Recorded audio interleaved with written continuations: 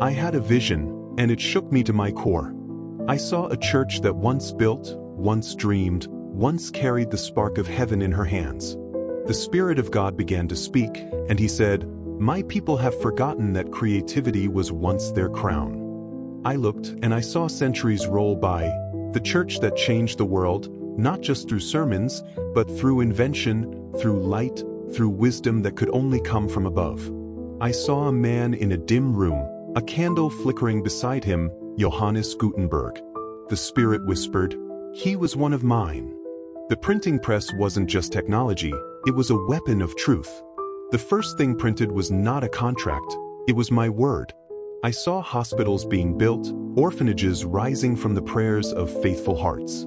Universities like Harvard, Yale, and Oxford, founded not for fame, but for formation. Music notation, the calendar, even the study of science, all born from men and women who carried my fear and my wonder. And then the vision shifted. I saw screens glowing brighter than altars. I saw preachers measuring success by followers, not fruit.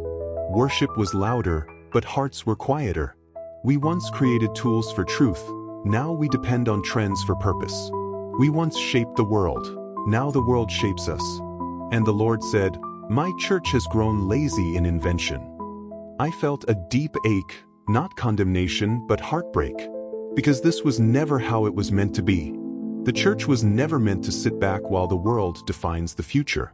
The same Spirit that hovered over the waters in Genesis, the Spirit of creation, still lives inside of us. But we have silenced him with comfort. We've replaced revelation with replication. I heard the Lord say, "Once, my church invented the future. Now, it only imitates it."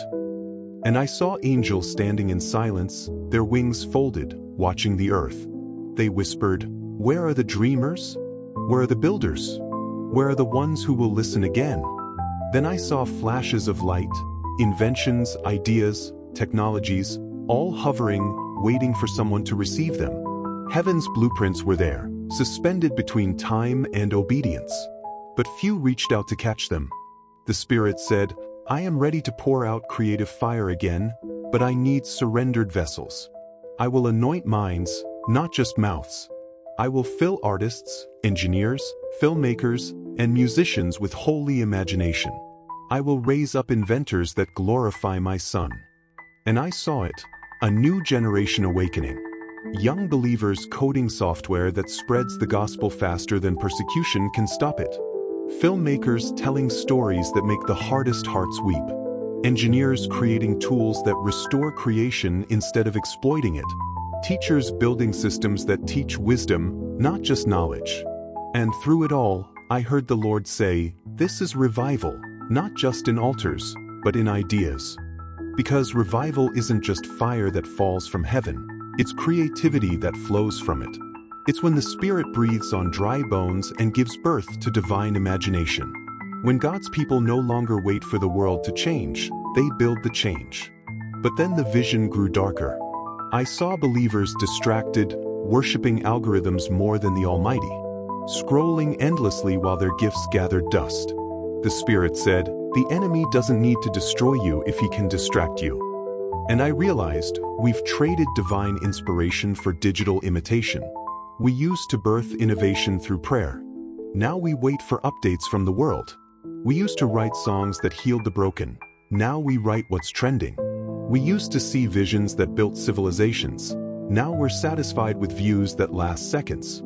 And heaven weeps, because the church that once built the printing press now begs for relevance on platforms it didn't even create. And then I heard a question that pierced my soul.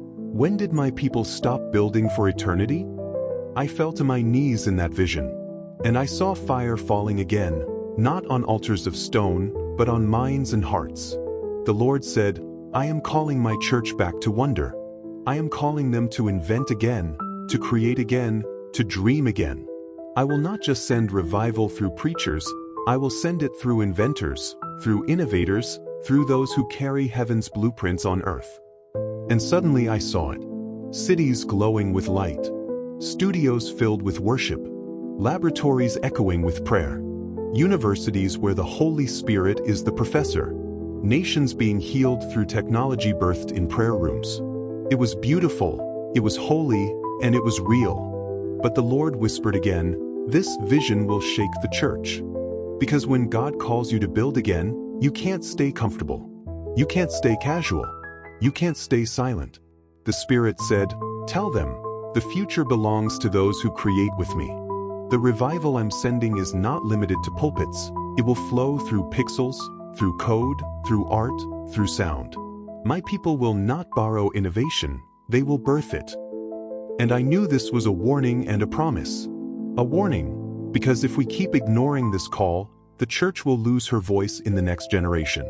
But a promise, because if we rise, if we kneel, if we listen again, God will pour out wisdom that no AI, no system, no power on earth can counterfeit. The vision ended with one final image, a single candle, flickering in the dark, the same flame that burned in the heart of Gutenberg, of inventors, of dreamers. The Spirit said, "I never stopped speaking. I only wait for someone to listen." And now, I share this with you, not to impress you, but to awaken you. The church that once built the future is still called to shape it. Don't just pray for revival. Invent for revival. Don't just sing about light, become it. Because this vision will shake the church. And maybe that's exactly what we need. Disclaimer: this is a faith-based cinematic story created for inspiration and reflection, not prediction or fear. Produced with AI assistance and human direction, in line with YouTube's AI policy. All third-party media are used under fair use for educational and inspirational purposes. Share, like and subscribe for more Christian stories that inspire faith and revival.